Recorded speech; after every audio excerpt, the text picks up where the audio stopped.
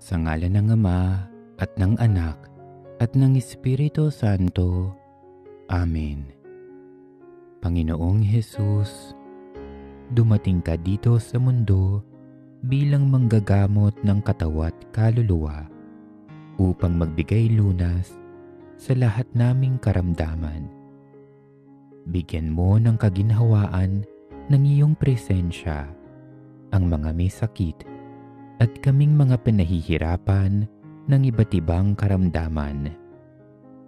Inaalala namin sa taimtim na panalangin ito ang lahat ng mga may sakit, lalo na ang aming mga kakilala, mga kamag-anak at miyembro ng aming pamilya, ang aming mga kaibigan at malalapit sa amin.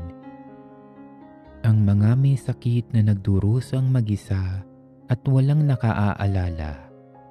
Gayon din naman, itinataas namin sa iyo, aming Panginoon, ang aming dakilang manggagamot, ang lahat ng mga iniinda naming karamdaman.